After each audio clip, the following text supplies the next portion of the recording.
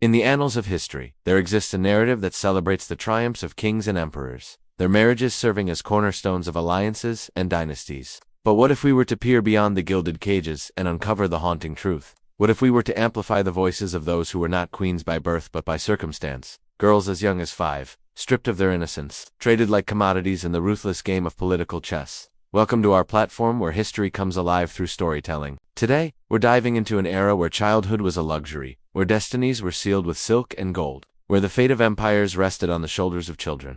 Imagine a world where daughters were married off at the tender age of 5, their tiny hands clasped around ceremonial chopsticks, their eyes reflecting a wisdom that should have been nurtured years later. In this realm, 5-year-old girls were not playing with dolls, but negotiating treaties.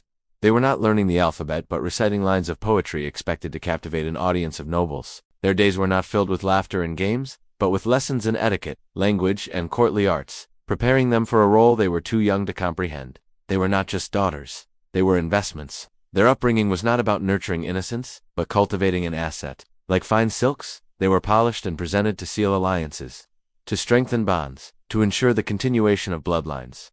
Childhood for these girls was not a sanctuary, but a battleground.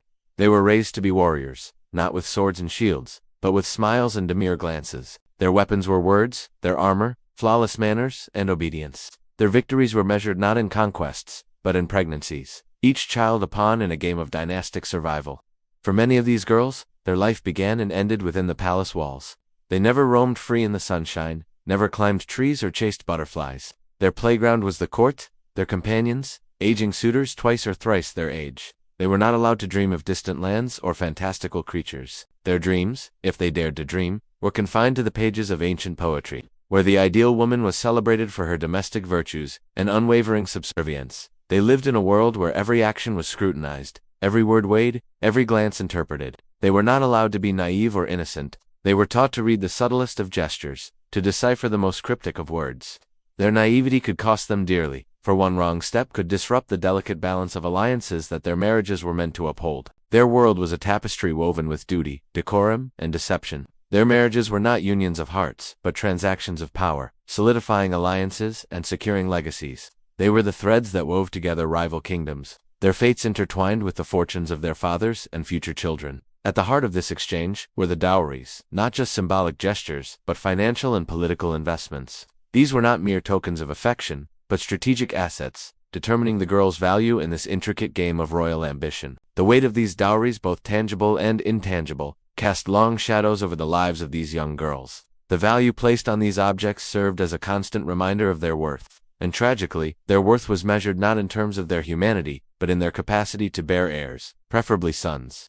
To continue the bloodlines and secure the dynasty, these girls were not cherished for their laughter, their tears, or their dreams. They were not celebrated for their intelligence, their wit, or their courage. They were evaluated based on their fertility and reproductive potential, their bodies becoming the battlegrounds where kingdoms were won and lost. Theirs was a silent world where their voices were not valued. They were not allowed to speak their minds or express their emotions. Their thoughts were not their own. Their feelings were expected to align with the dictates of the court. They were to be seen and not heard, their existence justified by their silence and obedience.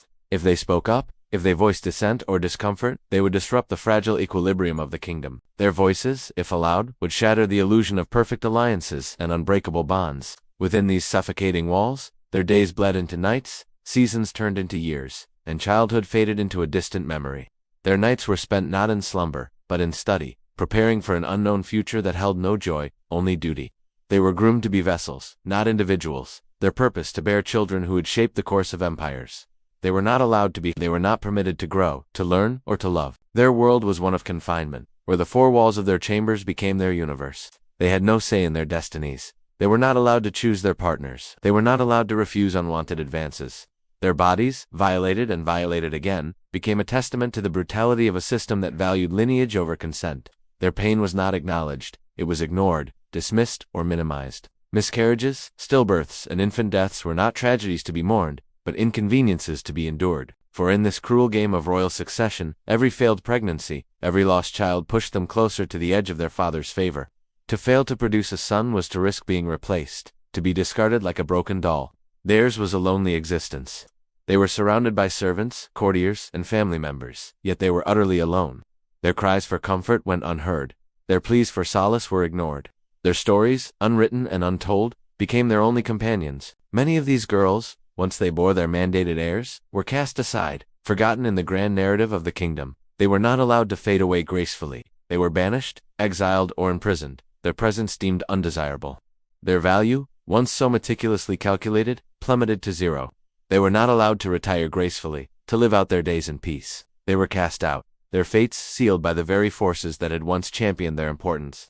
Their bodies, now deemed unproductive or burdensome, were banished from the royal lineage. Their stories were erased, forgotten, or buried in the vast labyrinth of royal archives. Their names were removed from official records, their faces erased from family portraits. They were not allowed to have monuments or be remembered in songs or sagas. Their existence was rewritten out of history, as if they had never played a part in the grand drama of the kingdom. They were not merely casualties of a bygone era, they were integral to it. They were not voiceless by nature, but silenced by circumstance. They were not passive participants, but active agents in their own survival. Behind the closed doors of history, they negotiated, resisted, and endured, their spirits unbroken, their resilience a beacon across the corridors of time. Their stories were not fairy tales, but cautionary tales, whispered across generations, serving as reminders of the price of power and the resilience of the human spirit. Recent historical research has begun to excavate their stories, piecing together their narratives from fragmented documents, hidden letters, and oral traditions. These girls are not just names on a genealogy, they are individuals who laughed,